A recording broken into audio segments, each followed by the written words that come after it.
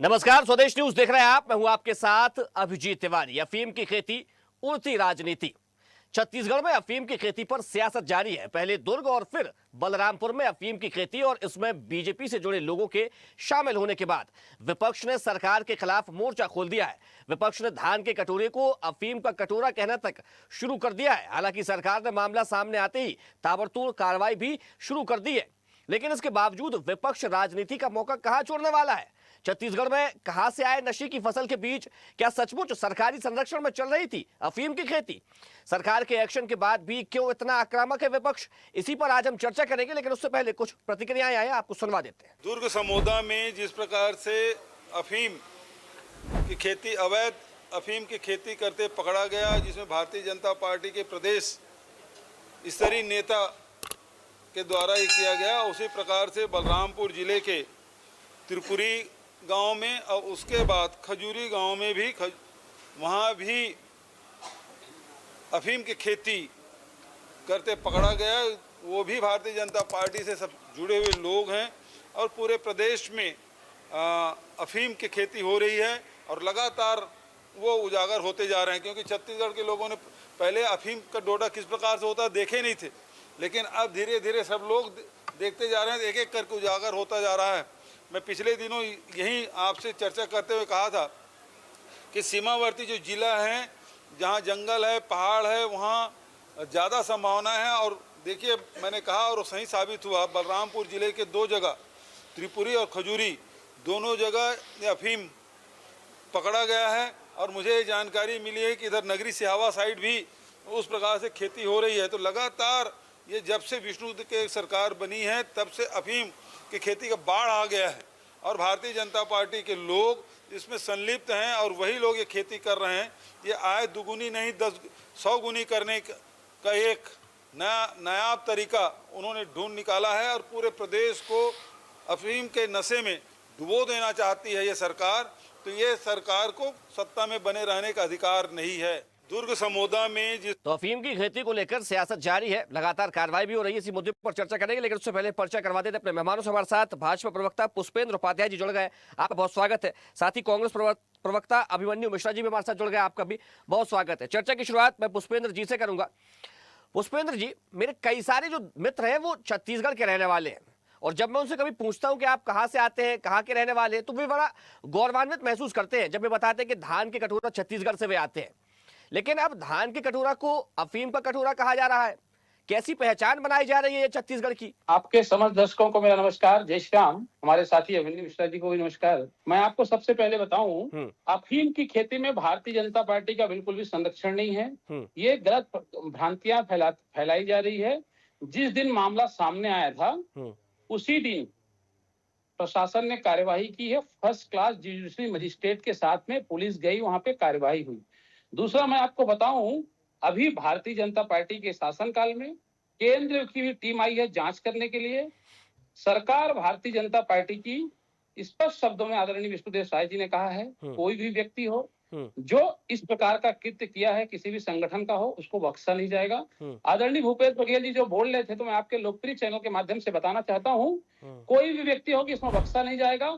आदरणीय भूपेश बघेल जी तो लेट पहुंचे, हमारी सरकार और हमारे प्रशासन के लोग वहां पहुंचे और तुरंत कार्यवाही किए, और वो सब सलाखों के पीछे हैं। भारतीय जनता पार्टी के शासनकाल में ऐसा बिल्कुल नहीं होता है। जो अपराधी होगा उसको सजा मिलेगी और सलाखों के पीछे जाएंगे। ठीक है। थोड़ा सा अच्छा पुष्पेंद्र जी, जी मैं आपसे जानना चाहूंगा, आपने कहा कि तुरंत कार्रवाई की गई, ठीक है, तुरंत कार्रवाई की गई, लेकिन जब वो हम तस्वीरें जो दिखा रहे हैं उसमें अफीम की जो खेती के जो पौधे जो वो नजर आ रहे हैं, वो क्या तुरंत इतने बड़े हो गए? मुझे ऐसा लगता है कि ये जो है ना, कांग्रेस शासन काल से ये सब पौधे पनप रहे थे और भारतीय जनता पार्टी की सरकार में पता लगाया गया है और उसमें जांच की गई है। ये जांच का विषय था, क्योंकि 2 साल के नहीं है, 3 साल 4-5 साल से ये अभी हो रहा था। इसके पहले अभी छत्तीसगढ़ के अलग अलग जगह में चिन्हांकित किए जा रहे हैं। मुझे ऐसा लगता है इसमें कांग्रेस का संरक्षण है, कांग्रेस के लोग लिप्त हैं भारतीय जनता पार्टी के शासनकाल में, इसमें कार्यवाही हो रही। थोड़ा इसके पहले भाजपा से जुड़े लोगों के नाम सामने आ रहे हैं। देखिए, भारतीय जनता पार्टी की सरकार ने स्पष्ट शब्दों में कहा है अगर भारतीय जनता पार्टी का कार्यकर्ता है उसमें डबल कार्यवाही होगी। किसी भी कार्यकर्ता को भारतीय जनता पार्टी संवेदनशील है, सभी मुद्दों को लेकर बहुत गंभीरता से काम करती है। अगर भारतीय जनता पार्टी के किसी कार्यकर्ता का उसमें नाम आ रहा है उसमें कार्यवाही हुई है और तत्काल हमारे आदरणीय एसएसपी प्रदेश के अध्यक्ष तुरंत उसको निष्कासित किए उस व्यक्ति को पार्टी से। तो भारतीय जनता पार्टी में ऐसे व्यक्ति को रहने का अधिकार नहीं है। और आपके कांग्रेस शासनकाल में थोड़ा सा पहले जाऊं, 5 बड़े बड़े घोटाले हुए और घोटालों के शराब घोटालों में पूर्व मंत्री आपके जेल में थे। भूपेश बघेल जी उनको प्रियंका गांधी जी के पास मिलने के लिए ले जाते हैं, राहुल गांधी जी के पास मिलने के लिए ले जाते हैं। भारतीय जनता पार्टी के शासनकाल में ऐसा बिल्कुल नहीं होता है। अगर कोई भी व्यक्ति गलत है वो सलाखों के पीछे होता है, उसको सजा मिलती है। भारतीय जनता पार्टी जो बोलती है वो करके दिखाती है। भारतीय जनता पार्टी में इस प्रकार के कृत्य करने वाले व्यक्ति का कोई स्थान नहीं है। ऐसे व्यक्तियों का कांग्रेस में स्थान है। भारतीय जनता पार्टी बहुत गंभीरता से सभी मामलों को जांच की है और जो भी आरोपी हैं वो सलाखों के पीछे हैं। भूपेश बघेल जी जब पहुंचे उस समय तक कार्रवाई हो चुकी थी, फसल को नष्ट कर दिया गया था और वहां पे पूरा प्रशासन उस जगह को अपने कंट्रोल में लिया है, अपने संरक्षण में ले लिया है। तो ये कांग्रेस जो है ना उलूल जुलूल बयानबाजी कर रही है। भारतीय जनता पार्टी का एक एक कार्यकर्ता इस विषय को लेकर बहुत गंभीरता से काम कर रहा है। आदरणीय विष्णुदेव साय जी की सरकार में बहुत गंभीरता से काम हो रहा है, चाहे किसान की बात करें, माताओं बहनों की बात करें या अपन नक्सलवाद की बात करें, युवाओं की बात करें, सब लोग खुश हैं। किसान को भी होली के पहले 10,315 करोड़ रुपए की एक मुश्त राशि भुगतान की गई है। वो भारतीय जनता पार्टी के शासनकाल में हुआ। 70 लाख माताओं को महतारी वंदन योजना की राशि 1,000 रुपए प्रति माह की दर से नहीं हो गया, उनके खाते में हस्तांतरित हो रही है। ठीक है। तो इसलिए भारतीय जनता पार्टी जो बोलती है वो करके दिखाती है। और कोई अगर व्यक्ति गलत कर रहा है तो गलत व्यक्ति गलत काम करने वालों को भारतीय जनता पार्टी में किसी प्रकार का कोई संरक्षण नहीं है, वो तुरंत निष्कासित होते हैं। कांग्रेस शासनकाल में इस प्रकार की चीजें होती हैं, जो घोटाले करते हैं, मंडी जाते हैं और वो अपने प्रियंका गांधी जी और राहुल गांधी जी से मिलते आते हैं। अभिमन्यु जी देखिए, अगर खेती हुई है तो कार्रवाई भी की गई है और देखिए, और सरकार जो है वो विष्णुदेव साय सरकार है तो कार्रवाई भी तो की जा रही, फिर इतना हुआ हंगामा क्यों? जी नमस्कार। सबसे पहले तो आपको, आपके सभी दर्शकों को, पुष्पेंद्र जी को। देखिए, बड़ी बड़ी बातें भारतीय जनता पार्टी के लोग करते हैं। अफीम की खेती पकड़ी गई, रातों रात इतनी बड़ी तो नहीं हो गई होगी, सीधी सी बात है। 2 साल दिन की सरकार है, उसके बाद भी ऐसी हास्यास्पद बातें करते कांग्रेस के संरक्षण होता है। देखिए, ये तो कहते थे कि हम लोग ड्रोन सिस्टम लाए हैं निगरानी करने के लिए। अब क्या हुआ इनके ड्रोन सिस्टम का निगरानी से? उसके बाद अब इनके नेता कार्रवाई का दम क्या भरते हैं ये लोग? क्या कार्रवाई का दम भरते हैं ये लोग? इनके नेता अभी विनायक ताम्रकार जिनका नाम आया था, अभी तक पार्टी से निष्कासित नहीं हुए। क्या बात करते हैं पुष्पेंद्र? अभी तक उनको पार्टी से लेटर आपको दे दूंगा, मेरे पास लेटर है। अब कार्रवाई की बात कर रहे थे तो कार्रवाई में जिनका खेत है विनायक ताम्रकार, उसके परिवार के लोगों के नाम का खेत है। विनायक ताम्रकार का नाम तीसरे नंबर पे है, उसके नौकर का नाम पहले नंबर पे है, मुख्य आरोपी उसका नौकर है। तो इनको शर्म नहीं आती इस प्रकार की कार्रवाई का दम भरते हुए भारतीय जनता पार्टी के लोगों को? अब उसके बाद जो बड़ी बड़ी बात कर रहे थे कि हम पहले पहुंचे, भूपेश बघेल जी बाद में पहुंचे, तो सबसे पहले क्या है, कलेक्टरों को क्या निर्देश देने का इंतजार करना पड़ेगा मुख्यमंत्री के? और मुख्यमंत्री भी कब निर्देश देंगे? जब विधानसभा में वो हंगामा करेंगे भूपेश बघेल जी और विपक्ष के सारे विधायक। देखिए, वहां पर सरपंच ने सबसे पहले सूचना दी थी। सरपंच ने जब शिकायत करी उसके बाद कार्रवाई हुई है। इन लोगों ने नहीं पकड़ा है उस चीज को। और उसके बाद सरपंच को लगातार जान से मारने की धमकियां दी जाने लगी।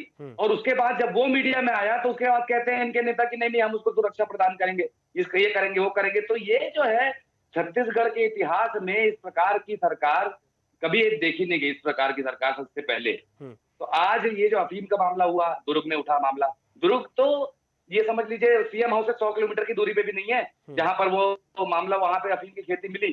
तो बस्तर के जंगलों में क्या होगा और सुदूर इलाकों में क्या हो रहा होगा? बलरामपुर में 2 जगह खेती मिल गई। और अब लगातार जब शुरू होना लगा तो ये लोग क्या कार्रवाई करके अपनी पीठ थपथपाने लगे। तो अभी तक आप लोग क्या कर रहे थे? आपका इंटेलिजेंस क्या कर रहा था? राजस्व विभाग क्या कर रहा था?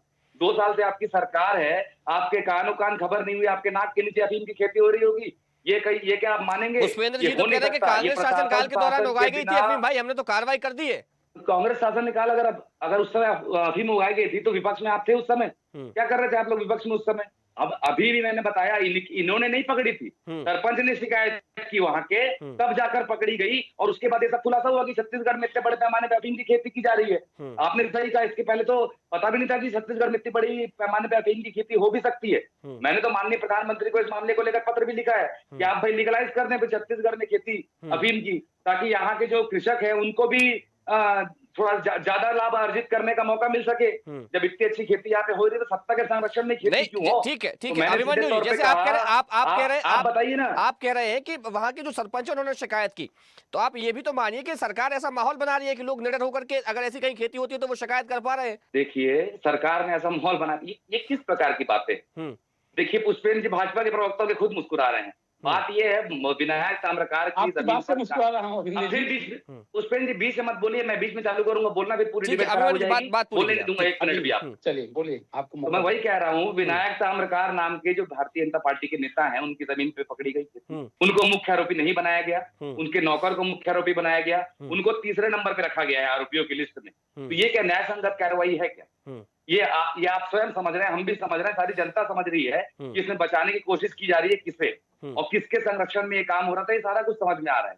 और अब जब ये सब कुछ चिट्ठा खुल चुका है तो फिर अपने पीठ थपथपाने का काम और कार्रवाई का दम भरने का काम तो भारतीय जनता पार्टी अभी तो प्रदेश भर में पहले तो जांच करे कि ये कहां ये सब मामले चल रहे हैं। और मुझे तो लगता है दर्जनों जगह और ये मामले सामने आएंगे अगर सही तरीके से जांच कर दी जाए तो। लेकिन बात यहाँ पर ये है कि जो शिकायत करने वाला है उसको भी जान की धमकियां दी जा रही है, उसको तक के यहाँ सरकार में सुरक्षा मुहैया नहीं करा पा रही है। वो अगर मीडिया के सामने आकर के उसको ये बोलना पड़ रहा है कि मेरी जान को खतरा है, सरकार जो है मुझे सुरक्षा मुहैया नहीं करा पा रही है, मुहैया कराना चाहिए, तो ये तो बड़ी शर्म की बात है इस सरकार के लिए कि आपके राज्य में तो अफीम की खेती हो रही है और शिकायत करने वालों को सीधे सीधे धमकी दी जा रही है। सबसे पहला कारण तो ये कि शिकायत करने वाले का नाम बाहर कैसे आया?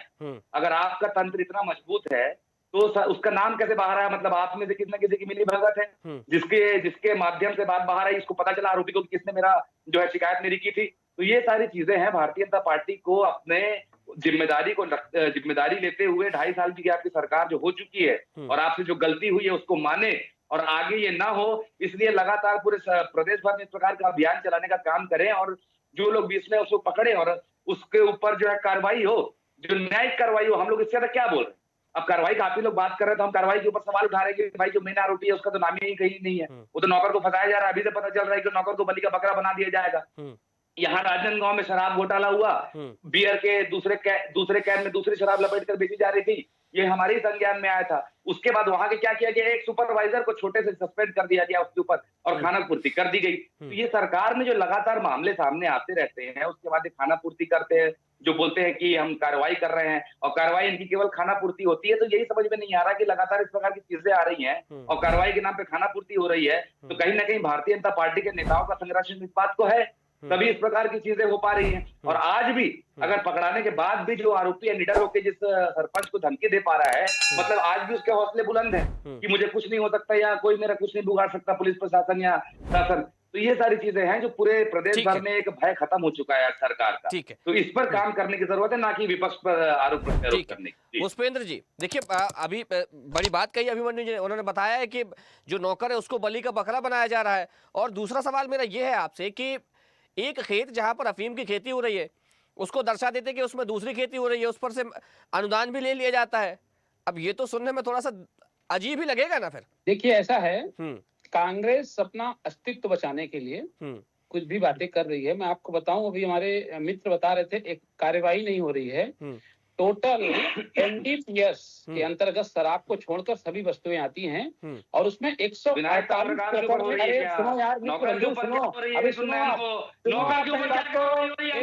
ये देखिए खिसियानी बिल्ली खंबा नोचे 148 प्रकरण पे हमारी सरकार ने कार्रवाई की है। सफेमा कोर्ट बॉम्बे जोन में आता है। 20 प्रॉपर्टी को अटैच किया गया है। अभी तक क्या होता था, अगर मान लीजिए कोई इस प्रकार का काम करता था, खेती करता था, गांजे की तस्करी करता था, उसको क्या होता, जेल होती थी, 15 दिन में छूट जाता था और उसी पैसे से ऐश करता था। अभी क्या होता था मैं आपको बताऊं, 148 प्रॉपर्टी अटैच की गई। 20 ऐसे प्रकरण हैं जिसमें कोई भी आरोपी है। हम वर्तमान की बात करेंगे पुष्पेंद्र जी, वर्तमान में क्या कार्रवाई की गई? नष्टीकरण की कार्यवाही जो है इनके शासनकाल में, आपको थोड़ा पहले ले जाऊं, 2022 में 6000 किलो गांजा पकड़ा गया था, और 2023 में 500 ग्राम मात्र। सुनिए, आपके लोकप्रिय चैनल के माध्यम से एक खुलासा कर रहा हूँ, 500 ग्राम। जब हमारी सरकार, ठीक है अभिमन्यु जी, अभिमन्यु जी, बात पूरी करने दीजिए। 64,000 किलो गांजा नष्ट किया गया 2024 में। 2025 में 50,000 किलो गांजा नष्ट किया गया। हम 2026 की बात करते हैं पुष्पेंद्र जी, हम 2026 की बात करते हैं। ये कार्यवाही, ये जो है ना, ये हकीकत बता रहा हूँ, उसको सुनो आप।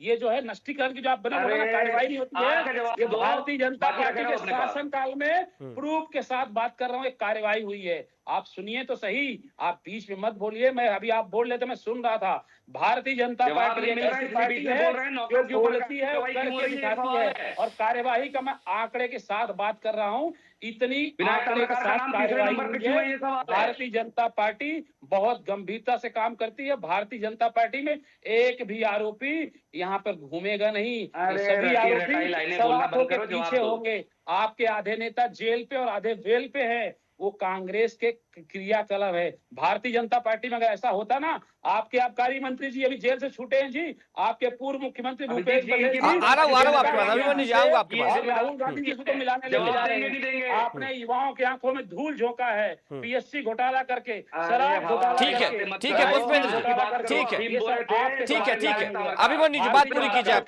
जो बोलती है वो करके दिखाती है। ठीक है अभिमन्यु जी, बात पूरी कीजिए। एक एक बिंदुओं पर बहुत गंभीरता से काम कर रही है। यही परिणाम है कि डबल इंजन की नहीं, 3-3 इंजन की सरकार है। रायपुर नगर निगम में जनता ने भारतीय जनता पार्टी को चुना है, छत्तीसगढ़ में भी जनता ने भारतीय जनता पार्टी को चुना है, और केंद्र में भी भारतीय जनता पार्टी को चुना है। ठीक है, आऊंगा मैं आपके पास। 31 मार्च 2026 छत्तीसगढ़ की जनता के लिए बेहद खास दिन होगा, जब छत्तीसगढ़ के नक्शे से नक्सलवाद पूरी तरह से। ठीक है, ठीक है, ठीक है, मानना पड़ेगा। समस्या यहाँ पे है। ठीक है पुष्पेंद्र जी, पुष्पेंद्र जी, मानने को ठीक तैयार नहीं है। है, अब जवाब देने दीजिए ना। ठीक है अभिमन्यु जी। देखिए, हम इनका भाषण सुनने यहाँ पे नहीं बैठे हैं। सबसे पहली बात ये, आपने इनसे सवाल पूछा, मैंने इनसे सवाल पूछा कि नौकर पे कार्रवाई क्यों हो रही है। विनायक ताम्रकार की जमीन थी, उसका नाम तीसरे नंबर पे क्यों है।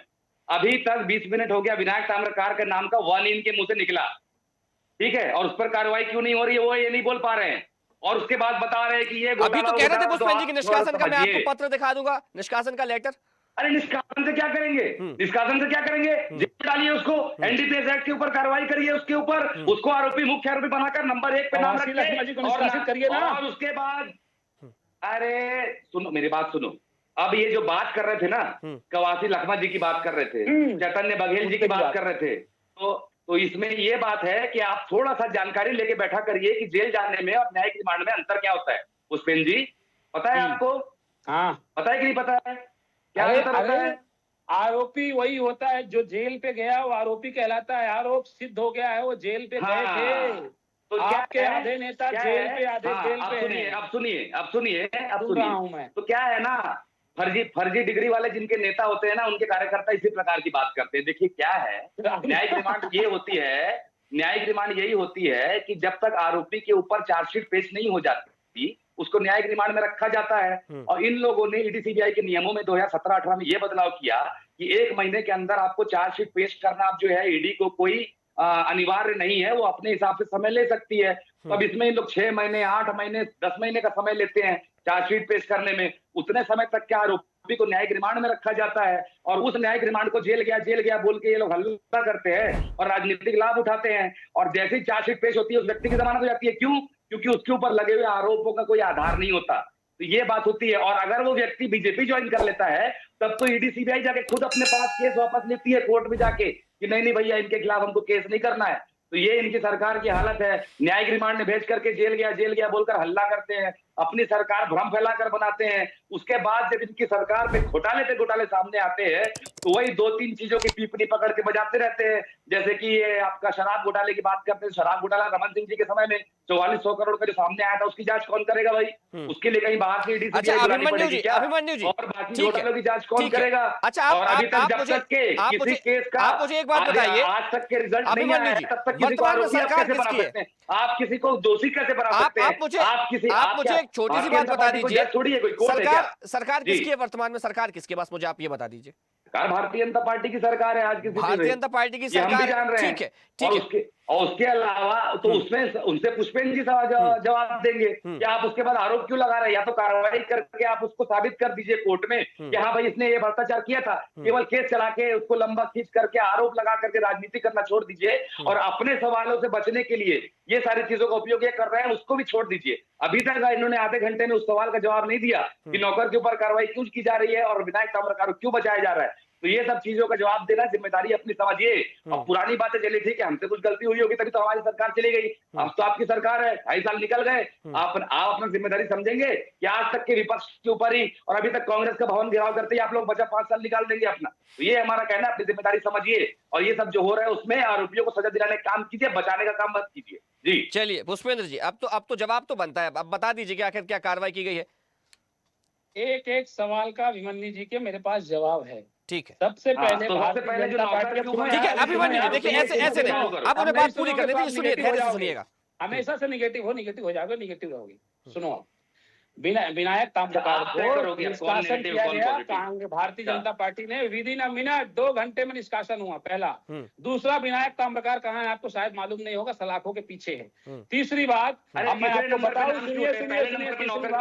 दूसरी बात, भारतीय जनता पार्टी, भाई अगर कोई भारतीय जनता पार्टी का कार्यकर्ता है, उसमें आदरणीय हमारे छत्तीसगढ़ राज्य के उप मुख्यमंत्री एवं गृह मंत्री विजय शर्मा जी ने साफ शब्दों में कहा है, अगर कोई भारतीय जनता पार्टी का कार्यकर्ता है, गलत काम करता है तो डबल कार्रवाई होगी, दोगुनी कार्रवाई होगी। उसका परिणाम दिख रहा है। हमारे सरकार कोई भी व्यक्ति अगर घोटाला करेगा, हमारे भारतीय जनता पार्टी अनुशासनवादी पार्टी है, अनुशासन को लेके काम करती है। अगर कोई भी इस प्रकार की बातें करता है, तुरंत सलाखों के पीछे होता है। आपके यहाँ कुर्सियां एक दूसरे के ऊपर फेंकी जाती हैं, भारतीय जनता पार्टी में ऐसा नहीं होता है, अनुशासन वाली पार्टी है। कार्रवाई हमारी सरकार ने किया है और भविष्य में ऐसा न हो। फसल को नष्ट किया गया, जमीन को कब्जे में लिया गया, ये भारतीय जनता पार्टी के आदरणीय उप मुख्यमंत्री विजय शर्मा जी ने साफ शब्दों में कहा है, एक भी आरोपी बख्शा नहीं जाएगा। भारतीय जनता पार्टी कार्यवाही की है, जो लिप्त हैं उनके ऊपर कार्यवाही की जाएगी।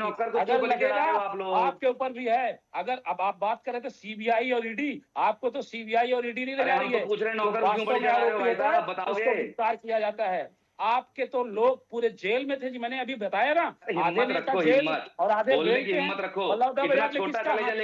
भारतीय जनता पार्टी में ऐसा बिल्कुल नहीं होता है। भारतीय जनता पार्टी अनुशासन वाली पार्टी है, त्वरित कार्यवाही करती है और सभी पहलुओं पे बहुत गंभीरता से काम करती है। इसी का परिणाम है कि आज हम सरकार में हैं। छत्तीसगढ़ की जनता के लिए आदरणीय विष्णुदेव साय जी ने एक एक जनता का चिंतन किया है, किसी भी जनता को कोई तकलीफ नहीं होगा।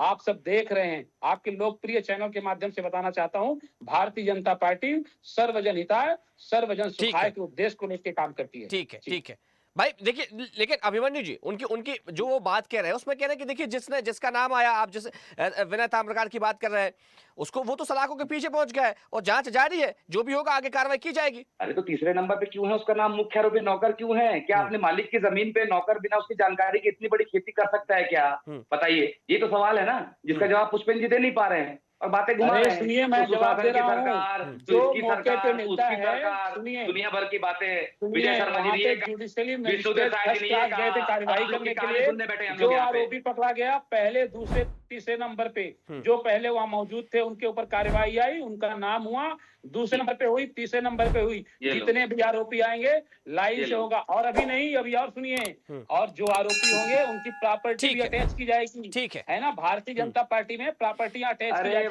चलिए ठीक है, देखिए और भारतीय जनता पार्टी में ऐसा होता है। ठीक है, समय हो गया, चर्चा को यही रोकना पड़ेगा। हमारे साथ जुड़ने के लिए आप दोनों मेहमानों का बहुत शुक्रिया। पुष्पेंद्र जी आपका धन्यवाद और अभिमन्यु मिश्रा जी आपका भी बहुत शुक्रिया। तो अफीम की खेती को लेकर सियासत लगातार जारी है, जहां विपक्ष अब धान की कटोरी को कह रहा है कि अब इसकी जो पहचान है वो अफीम की कटोरी के रूप में बन रही है। वहीं भारतीय जनता पार्टी की सरकार कह रही है कि हमने कार्रवाई की है और लगातार कार्रवाई जारी भी रहेगी। फिलहाल चर्चा में इतना ही। देखते रहिए स्वदेश न्यूज, सबसे पहले देश। देखते रहिए स्वदेश न्यूज। अगर आप इस वीडियो को सोशल मीडिया हैंडल फेसबुक या इंस्टाग्राम पर देख रहे हैं तो हमें फॉलो करें। अगर यूट्यूब पर देख रहे हैं तो सब्सक्राइब करें और बेल आइकन दबाना ना भूलें।